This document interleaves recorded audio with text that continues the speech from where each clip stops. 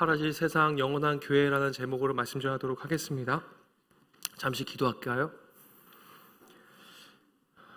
하나님 감사합니다. 7월 한 달도 주님께서 지켜주셔서 하나님 이렇게 저희들이 함께 모여 예배할 수 있도록 은혜 주심에 감사를 드립니다. 이 세상의 것들은 하나님 영원하지 않음을 저희들이 고백합니다. 그 영원한 대제사장이신 주님, 그리고 교회의 머리 되신 주님을 우리가 바라보며 오늘 하나님께서 우리들을 보시고 계심을 우리가 잊지 않고 주님 앞에 서서 겸손하게 예배드릴 수 있도록 인도하여 주시옵소서. 하나님의 말씀을 대합니다. 주님의 말씀을 대할 때에 하나님 저희들에게 부드러운 마음 주시고 주님의 말씀을 겸손하게 받아들일 수 있는 저희들이 될 수 있도록 도와주시옵소서. 예수님의 이름으로 기도드렸습니다. 아멘. 제가 설교하면서 좀 기침을 해도 이해해 주시면 감사하겠습니다. 최대한 안 할 수 있도록 하는 것이 저의 목표입니다. 방금 전에 유찬이가 말씀을 잘 읽어주었는데 우리 개역 개정 말씀을 우리는 보고 있습니다. 그래서 개역 개정 말씀을 잘 보면 좋을 것 같습니다. 사라질 세상 영원한 교회라는 제목으로 말씀 전합니다.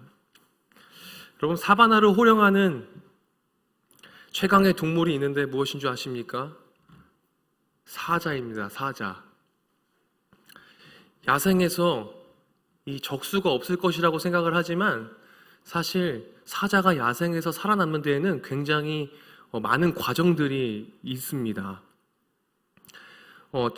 치열하고 정말로 사자가 이렇게 살아남는 것인가 할 정도로 이 사바나의 세계는 굉장히 어려운데요.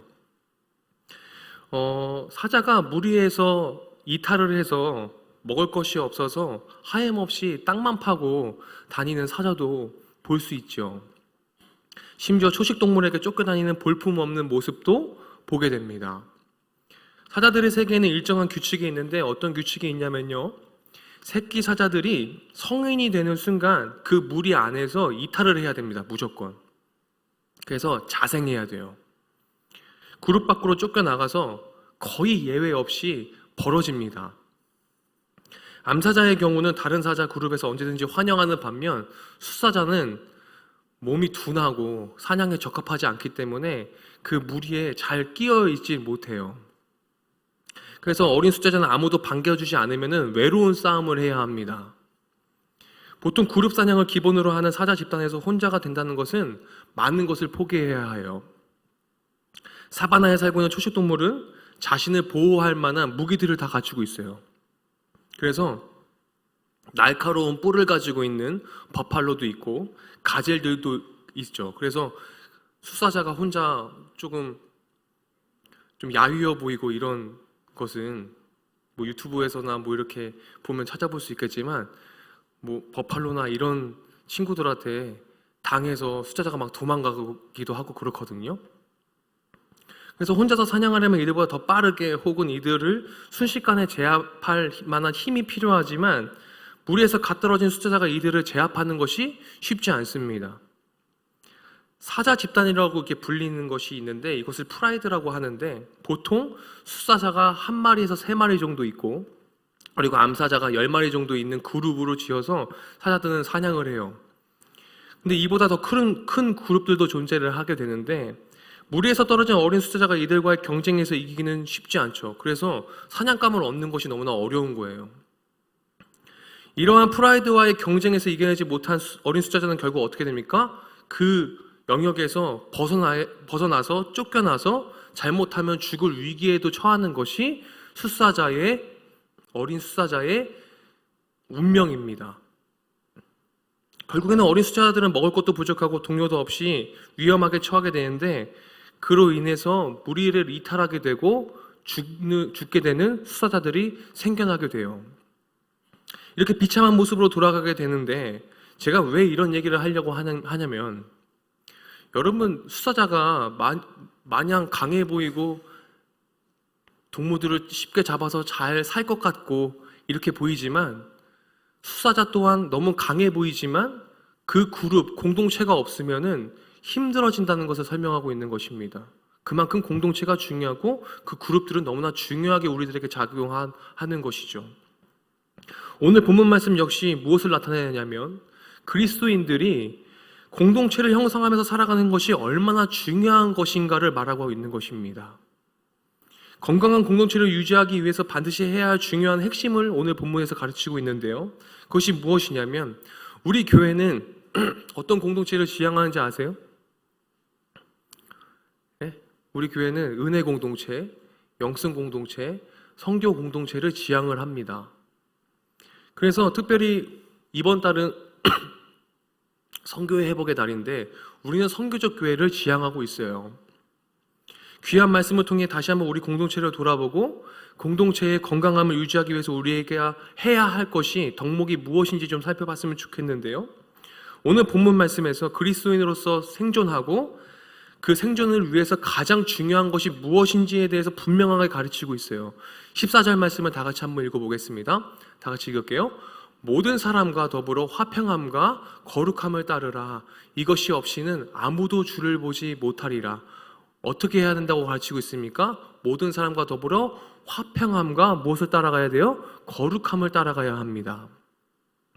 그리스도인으로서 이 땅을 살아갈 때 가장 중요한 핵심은 일상의 삶에서 주님을 바라보면서 붙드는 것인데, 그러기 위해서 중요한 본질이 있는데 그것들을 지키기 위해서 반드시 지켜야 할 중요한 사실이 무엇이라고 말하고 있어요? 히브리서 저자는 화평함과 거룩함을 따르는 것이라고 말씀하고 있다고요. 여기서 따르다라는 말은 어떤 말이냐면 그냥 야 따라올 테면 따라와봐 이런 말이 아닙니다. 무엇이냐면 화평함과 거룩함을 따르라는 것은 화평함과 거룩함을 간절히 추구해야 한다라는 뜻을 가지고 있습니다. 우리는 그냥 따라가면 따라가는 거고 그냥 말면 많은 거고 이렇게 생각할 때가 너무나 많아요. 신앙생활 하면 그냥 좋은 게 좋은 거지 하면서 이렇게 살아갈 때가 많은데, 여기서 말하고 있는 따르다의 의미는 간절히 추구해야 된다라니까요. 우리에게 있어서 화평함과 거룩함을 간절히 추구하는 마음이 우리들에게 존재하고 있습니까? 여러분, 화평하기 위해서 어떤 것들을 그걸 추구하면서 어떤 노력들을 하고 있습니까? 그리고 우리가 거룩해지기 위해서 이것들을 간절하게 추구하기 위해서 어떤 노력들을 우리가 하고 있는지를 돌아보라는 것이죠. 마치 사바나에서 사냥감을 추격하는 사자와 같이 한 목표를 향해서 치열하게 다름질하는 모습을 연상하면 됩니다. 간절히 추구해야 되더라는 거예요. 바로 이런 치열함과 간절함으로 화평함을 이루기 위해 애쓰는 것이 그리스도인의 합당한 삶이라고 얘기하고 있습니다. 그저 적당히 할 수 있는 만큼이 아니에요. 따라가면은 따라가는 거고 말면 많은 게 아니라 이걸 간절히 추구해야 된다니까요. 그것이 그리스도인의 삶이라니까요. 나와 잘 맞고 친하고 어울릴 수 있을 만한 친구와 화평함을 누리면서 살아가라고 그렇게 성경을 말하고 있는 것이 아니더라는 거예요. 화평함을 위해서는 이것을 간절히 추구하고 어떤 노력이라도 해야 된다는 것을 말하고 있는 것입니다. 특히 예수님을 믿지 않는 이들과의 사이에서도 그리스도인으로 화평함을 보이며 살아가야 하는 것입니다. 그런데 우리가 이것들을 위해서 얼마나 많이 노력하고 있습니까? 한글 성경과는 달리 헬라어 원문에서는 엘리레넨이 즉 화평이 가장 먼저 이 문구에 등장하게 되는데, 그리고 따르라라고 말을 하는 디오케테, 사냥꾼이 짐승을 뒤쫓는 것을 연상하는 단어인데, 사냥꾼이 그 짐승을 뒤쫓을 만큼 그런 치열하고 그 간절함으로 그것들을 쫓는 그 일을, 우리가 화평함을 쫓는 일을 우리가 해야 되더라라고 가르치고 있더라는 것입니다. 당시 다른 헬라어 문헌에서는 이 단어가 열심히 추구하다, 성취하려고 노력하다의 뉘앙스로 읽혀졌지만, 성경이 이러한 겉면을 하는 이유는 고난과 핍박으로 인해서 교환에서 불화가 있었기 때문입니다. 원래 보통 고난과 그런 핍박을 같이 지내면서 이렇게 있으면 더 돈독해지잖아요. 근데 그러지 않았나 봐요. 여기에서도 불화가 있었다라는 거예요. 아무리 화목한 가정이나 조직이라고 해도 위기나 어려움이 닥치게 되면 내부 분열과 갈등이 일어납니다. 그러나 그럴 때에 히브리서 기자는 모든 사람과 더불어서 화목하기를 원하고 화목하게 하기 위해서 노력을 쏟아 부어서라도 화평과 거룩을 따르기를 원하고 있더라는 것입니다. 그 화평과 거룩을 이룰 수 있도록 우리가 마음을 모으라고 권면하고 있습니다. 로마서 12장 18절 말씀은 이렇게 가르칩니다. 로마서 12장 18절 말씀인데 함께 읽겠습니다. 할 수 있거든 너희로서는 모든 사람과 더불어 화목하라. 여러분, 우리가 선교적 사명을 띠면서 나아갈 때 무엇이 굉장히 중요합니까? 화목하는 것입니다. 우리가 화목하기 위해서 모든 열방 주볼 때까지 나아가는 것이지, 우리가 다른 사역을 열심히 하고 다른 것을 하기 위해서 선교? 아니요. 선교에서 가장 중요한 핵심이 무엇입니까? 우리가 갔는데 화목하지 않아요. 그럼 그 선교는 뭐예요? 실패한 선교예요. 우리가 갔을 때 화목해야 돼요. 제가 예전에 아프가니스탄을 갔었을 때 그때 2006년이었거든요. 근데 모 단체가 거기 제가 정말 친한 저희 컨티넨탈 하시고 저 선배 천민찬 씨라고 거기 계세요. 그래서 거기서 아프가니스탄에서 열심히 한 10여 년을 사역을 열심히 했어요. 그리고 프로젝트도 열심히 준비하고 있었어요. 근데 모 단체가 갑자기 모 단체예요. 제가 그 단체를 언급하진 않겠습니다. 모 단체가 예수 대행진이라고 하면서 몇천 명이 아프가니스탄 중심지를 몇천 명이 예수 대행진이라고 여기 땅 밟게 해야 된다고 하면서 행진을 한 거예요. 거기 있는 아프가니스탄 선교사님들이 어떤 일이 일어났겠어요? 몇십 년 동안 준비한 사역들이 다 엎어졌어요. 그 일로. 그 한 번의 사건으로. 그래서 저 단체 뭐냐고. 갑자기 사역을 열심히 준비하고 잘하고 있었는데 갑자기 이 단체가 하루아침에 그냥 갑자기 와가지고 땅 밟기 하고 하겠다고 몇천 명이 걸어가고 아프가니스탄에서 모든 종교적 지침을 다 막아버리고 모든 사역들을 다 막혀버리는 그런 일들이 일어나게 됐어요. 그럼 그게 그 단체가 그 일을 했지만 여러분 그 사역 성공한 걸까요? 전 절대 아니라고 생각합니다. 왜요? 화목하게 하는 일에 실패했기 때문에 그래요. 모든 선교적인 일들, 모든 선교적 사명은 뭐가 중요하게 돼야 돼요? 화목해야 돼요. 평강이 이루어져야 되는 것입니다. 그래서 할 수 있거든 너희로서 모든 사람과 더불어 화목하라라고 얘기를 하죠. 그래서 어디 이슬람권에 가면은 사람들이 어디 사원에 가가지고 여기 이슬람권에 있는 모든 악함과 모든 것들이 죽어지게 하시고 저 이슬람 사원들 무너지게 하시고 막 이런 기도들을 막 해요. 여러분 그게 얼마나 위험한 기도인 줄 여러분 아세요? 하나님께서 우리에게 선교적 사명을 주셨을 때 화목하라고 하셨지. 야 저기들 대적해가지고 저기 다 무너뜨리고 다 끝내버려라, 작살내버려라 이렇게 해서 우리를 파송하시는 마음이 아니거든요. 이어지는 말씀을 보면 악에게 지지 말고 선으로 악을 이길 것을 가르치며 그리스도는 모든 사람과 더불어 화평할 것을 강조합니다. 여러분 여기서 중요한 게 있어요. 선으로 악을 이기래요. 우린 선이고 이슬람은 악이에요. 완전히 이분법적인 사고를 가지고 있어요. 그래서 선으로서 우리는 악을 이겨야 돼요. 그죠? 맞아요? 우리는 선해요. 그리고 저기는 악해요. 근데 여러분 잘 모르겠어요, 저는. 근데 중요한 건 알아요. 뭐예요? 더불어 화목하는 것이 먼저라는 거예요. 화목해야지만 선으로 악을 이길 수 있다는 것을 말하고 있는 것입니다. 그런데 우리는 어디에 초점을 맞춥니까? 선으로 악을 이기는 것에 초점을 맞춥니다. 그 이전에 이슬람 사람들과 우리가 화목해지는 것이 먼저라고 가르치고 있는 거예요. 저는 아프가니스탄에 가서 거기 티모르와 압둘라네 집에 들어가가지고 같이 자고 뒹굴면서 같이 밥 먹고 예수님 얘기하고 찬양도 하고 다 했어요.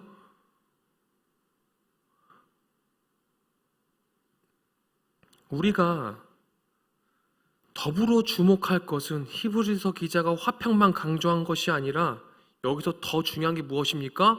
거룩도 함께 강조했다는 점입니다. 화평과 거룩함. 화평만 강조하게 되면 어떤 일이 일어납니까?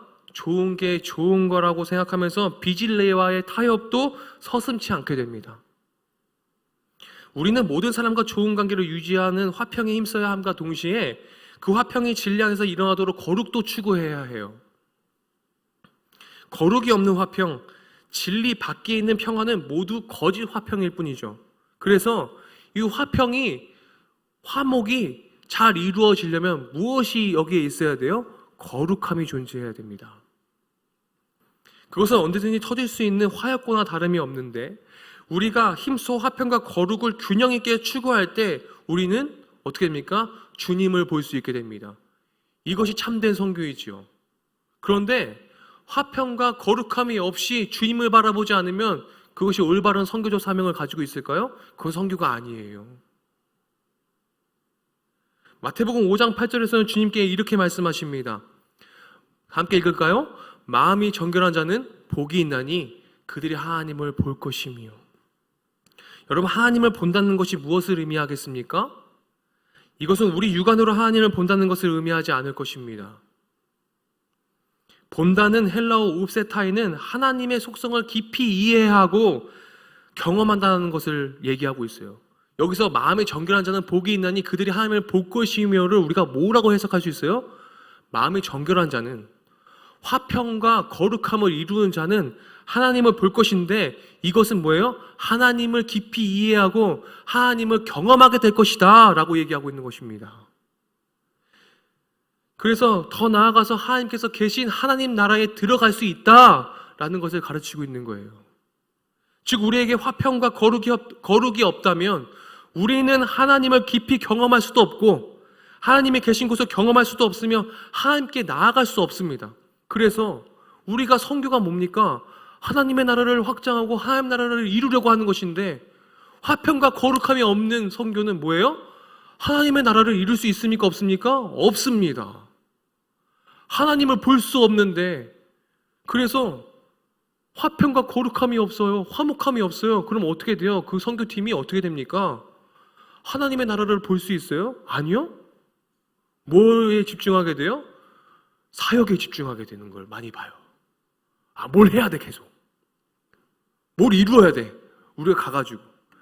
여러분, 단기 선교팀들 가가지고 뭘 하는 거 너무 좋죠. 너무 좋습니다. 근데 단기 선교팀들이 사역을 하고 막 이렇게 하는 거 좋지만 굉장히 위험할 수 있어요. 거기 있는 선교사님들은 그 안에서 많은 것들을 기도하고 준비하고 많은 것들을 이렇게 넓게 깊게 길게 보면서 사역을 하고 계신데, 우리가 전혀 다른 생각을 가지고 가가지고 뭔가 하나를 하겠다고 막 사역을 앞세운다면 그게 주님께서 보시기에 올바른 선교일까요? 그렇지 않다라는 거예요. 왜 우리에게 거룩함이 필요합니까? 여러분들 한번 자문해 보세요. 하나님께서 우리에게 거룩하라고 말씀하셨는데 우리가 왜 거룩함이 필요하죠? 왜 거룩해져야 하죠? 거룩함이 없이는 하나님을 볼 수 없기 때문이에요. 거룩함이 없이는 하나님의 나라를 볼 수 없고, 거룩함이 없이는 하나님을 깊이 이해할 수가 없기 때문에 우리에겐 거룩함이 필요합니다.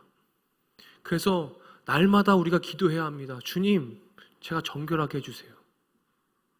주님, 제가 거룩해지길 원합니다. 기도하셔야 합니다. 질문합니다. 우리는 왜 하나님을 느낄 수 없고 왜 하나님은 나를 만나주시지 않는가?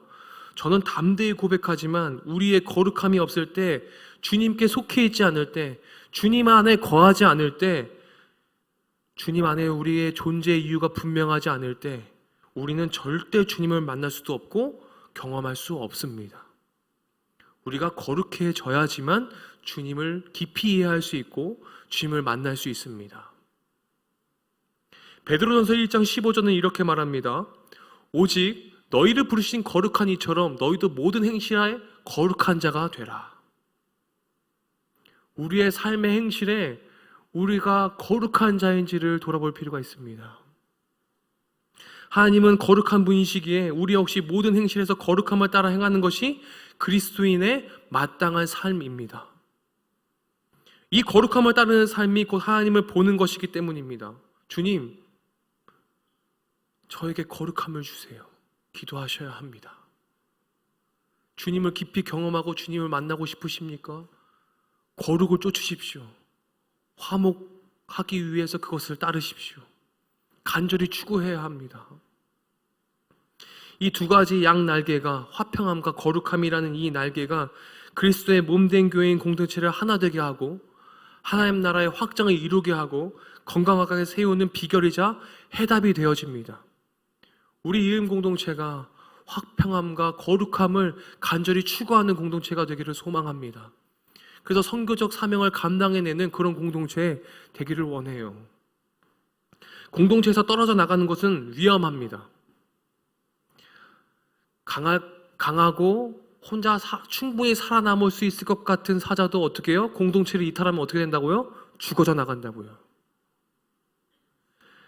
우리에게 교회 공동체가 왜 중요합니까? 저는 우리 이음 공동체가 다 가족 같았으면 좋겠어요. 그걸 위해 기도해요. 화목함을 간절히 추구하는 공동체가 되었으면 좋겠어요. 나 혼자 신앙생활 잘 지킬 수 있다, 나 스스로 잘할 수 있다라는 생각은 곧 위험한 일입니다. 주님을 만나고자 몸부림치셔야 합니다. 나 혼자 신앙생활 한다? 잘못된 신앙생활의 모습입니다. 우리의 신앙은 하나님이 세우신 교회 공동체 안에 있을 때 가장 건강할 수 있으며 가장 거룩함으로 또 화목함으로 나아갈 수 있는 길입니다. 공동체의 건강함을 유지하기 위해서 화평함과 거룩함을 쫓아 살아가는 삶이 중요합니다. 그런데 우리를 교회의 화평함과 거룩함을 손상시키는 것들이 우리에게 존재해요. 15절 말씀인데요. 다 같이 읽겠습니다. 15절 말씀이요. 다 같이 읽을까요? 너희는 하나님의 은혜에 이르지 못하는 자가 없도록 하고 또 쓴뿌리가 나서 괴롭게 하여 많은 사람이 이로 말미암아 더럽게 되지 않게 하며.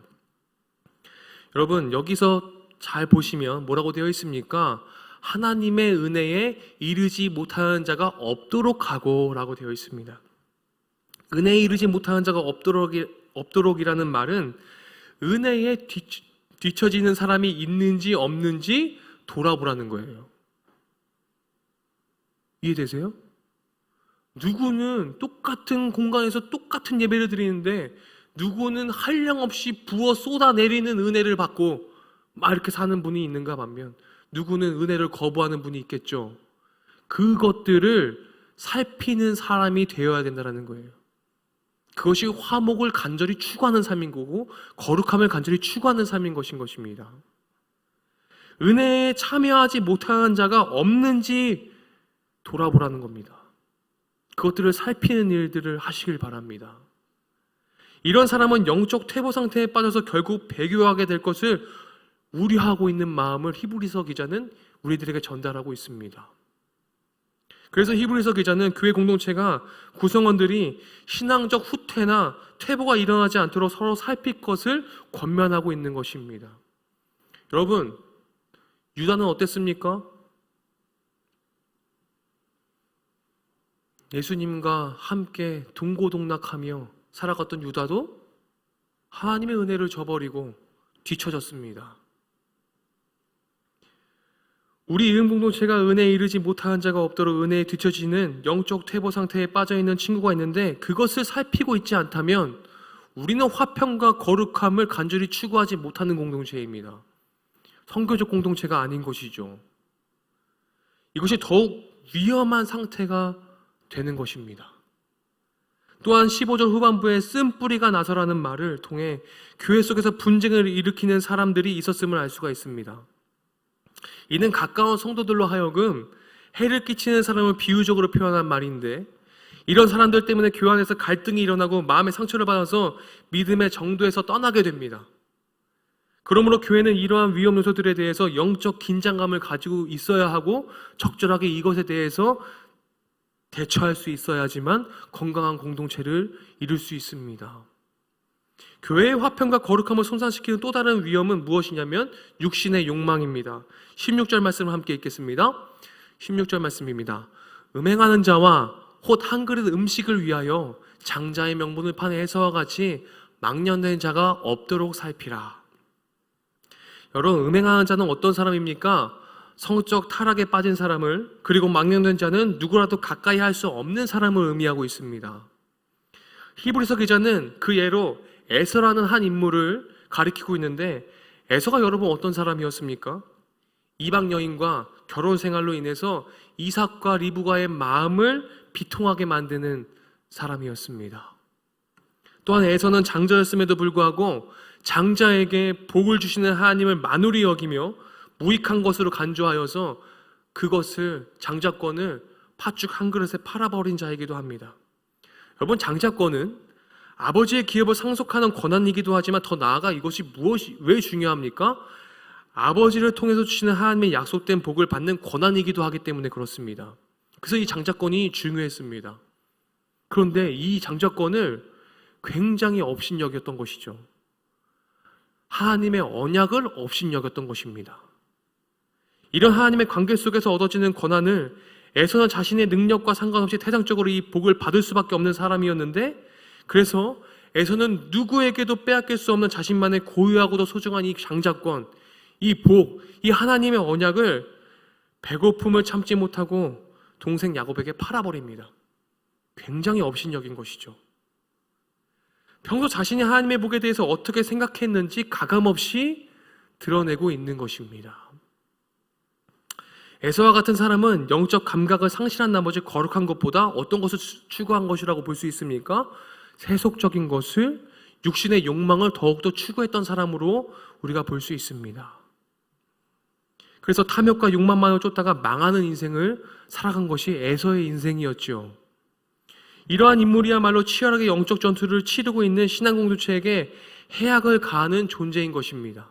그래서 비록 믿음의 경주가 고통스럽고 배고픈 여행인 것은 사실인데, 이것을 피하기 위하여 그리고 세상적 편안함을 얻기 위해서 에서처럼 살아간다면 하나님께서 슬퍼하실 것입니다.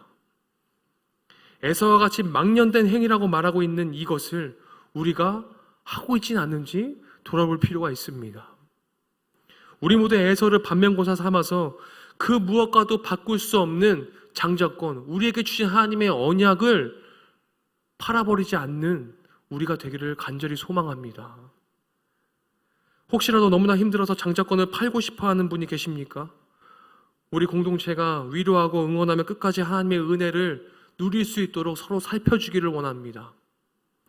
에서와 같이 한순간 장자권을 팔아서 배교하면서 돌아서는 자에게 주어지는 결말이 무엇입니까? 17절 말씀입니다. 함께 읽겠습니다. 함께 읽을까요? 너희가 이는 바와 같이 그가 그 후에 축복을 이어받으려고 눈물을 흘리며 구하되 버린 바 되어 회개할 기회를 얻지 못하였느니라. 에서는 여러분 어떤 상황이에요 지금? 뒤늦게라도 장자권의 가치를 깨닫고 돌려받으려고 했습니다. 그런데 오늘 말씀에서 뭐라고 해요? 이미 때진 늦은 뒤에요. 회개를 의미하는 헬라어 원형 메타노니아는 마음을 바꾸는 것을 의미하는데, 이 마음을 바꿔서 다시 조금 축복을 이어받으려고 했는데 어떻게 됩니까? 이미 늦었어요. 회개할 기회를 얻지 못하였습니다. 즉 에서는 장자의 명분을 팔고자 할 때 그 마음을 바꿀 만한 기회를 발견하지 못한 것입니다. 다시 말해 에서는 하나님을 향한 불신앙과 망령됨을 버리고 하나님에게로 돌이킬 가능성을 전혀 발견할 수 없었고, 세속적 생활을 계속하면서 그 세상 속에서 살아가는 그 모든 육신의 욕망을 버리지 못하고 살아갔다라는 뜻이 되어버리는 것입니다. 오늘 함께 나눈 말씀을 통해서 나는 어떤 사람인지 스스로 반성해 보기를 소망합니다. 하나님의 언약, 하나님의 약속을 우리가 너무 만홀히 여기며 살아가고 있지는 않습니까? 화목과 거룩함을 간절히 추구하며 살아가기보다 나의 안락과 평안함을 위해서 살아가고 있지는 않습니까? 은혜에 뒤처져 있는 연약한 지체들을 돌보고 있습니까? 여러분, 우리가 선교적 사명을 담당해내고 선교적 공동체로 살아가기 위해서 화평과 거룩함을 간절히 추구하며 살아가는 여러분들이 되시길 간절히 소망합니다. 그것들이 될 때 우리들의 모든 삶 가운데서 선교적인 사명은 너무나 다양한 방법으로 그리고 너무나 자연스럽게 이루어집니다. 주님께서 화평과 거룩함을 따르고 그것들을 간절히 추구하는 여러분들을 귀하게 사용되어질 것이고 귀하게 사용될 것을 저는 간절하게 믿습니다. 너무나 자연스럽게 사용되어질 것입니다. 여러분들의 삶 속에서 어려움을 인해 얼마나 많은 고난에 직면해 계십니까? 그러나 이 시간 치열함으로 화평함과 거룩함을 쫓기를 소망합니다.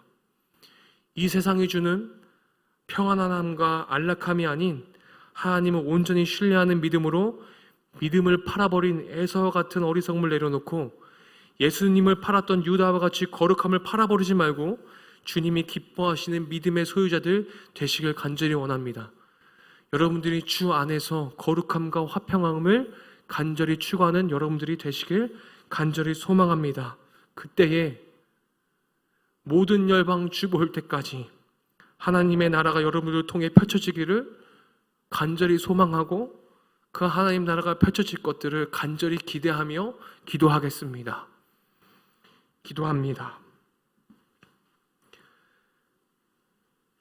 하나님 아버지, 이 시간 우리를 자녀 삼아 주시고 우리에게 연단의 과정으로 다듬어 가시는 하나님을 온전히 신뢰합니다.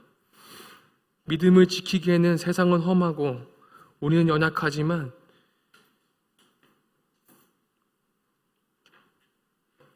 우리는 주님을 의지할 수밖에 없음을 고백합니다. 주님, 우리에게 넉넉하게 이길 힘과 능력을 주시고 장자권을 죽 한 그릇에 팔아버린 에서와 같이 어리석은 믿음을 버리게 하시고 굳건하고 아름다운 믿음의 소유자가 될 수 있도록 인도하여 주시옵소서.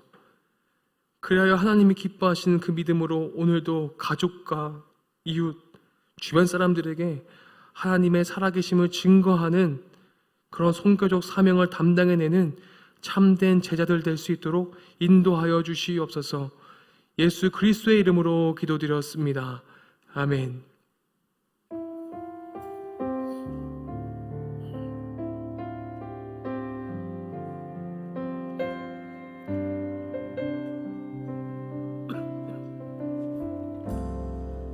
나의 사랑, 나의 사랑,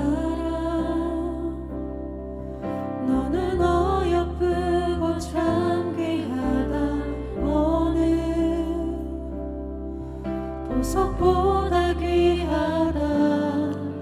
내가 사랑을 얻지 않을 때 너를 온전히 사랑하고 너와 함께하려 내가 왔노라.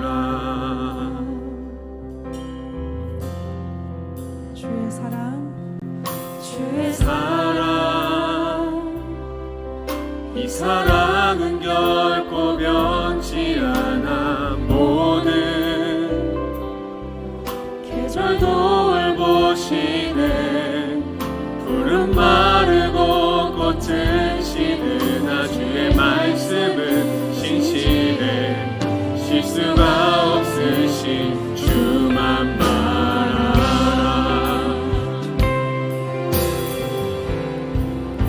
주님의 나라와 뜻이 나의 삶 속에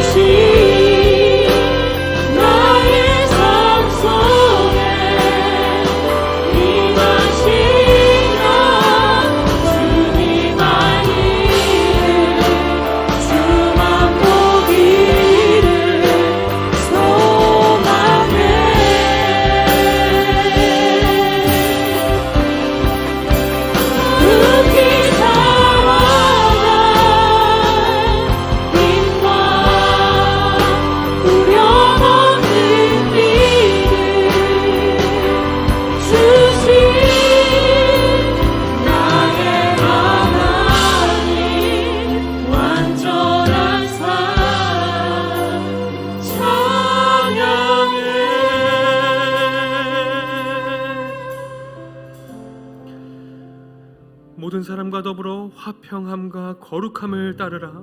이것이 없이는 아무도 주를 보지 못하리라. 이제는 주 예수 그리스도의 은혜와 하나님의 무한하신 사랑과 성령 하나님의 교통하심이 화평함과 거룩함을 간절히 추구하며 선교조 사명을 살아내기를 결단하는 주님의 젊은 청년들 머리 위에, 우리 이음 공동체 머리 위에, 모든 열방 주볼 때까지 나아가는 모든 선교사님들과 사역자들 머리 위에 영원토록 함께 하시기를 간절히 축원하옵나이다. 아멘.